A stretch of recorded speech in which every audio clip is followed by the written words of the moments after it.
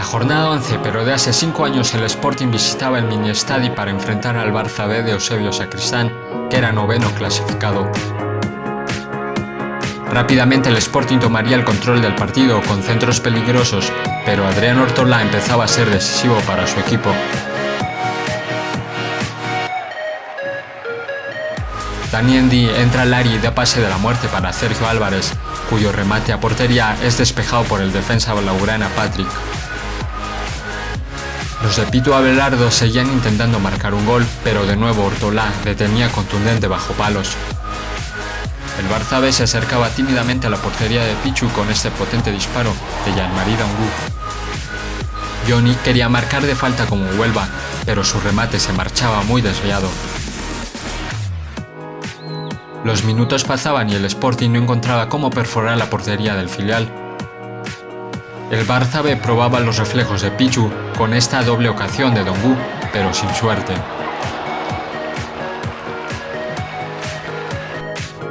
En la segunda mitad se reclamaba este derribo de Carmona dentro del área, pero el colegiado no apreciaba falta.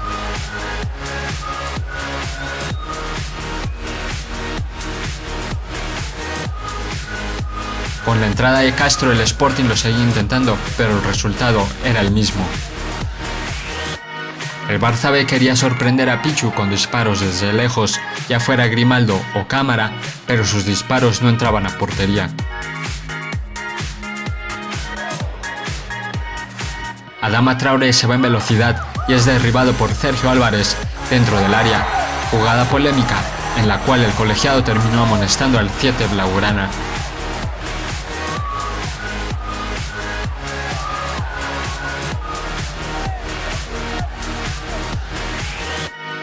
Adama estaba haciendo la pesadilla de Alex Menéndez por banda. En esta jugada se va en carrera y su remate se estrella en el palo.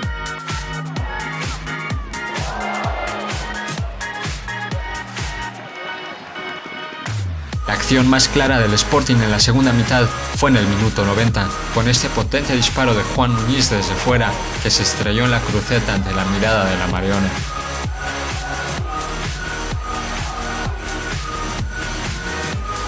Así finalizaba el partido con reparto de puntos, siendo el primer partido donde los guajes no lograban marcar, pero se mantenían invictos y a 2 puntos del ascenso directo.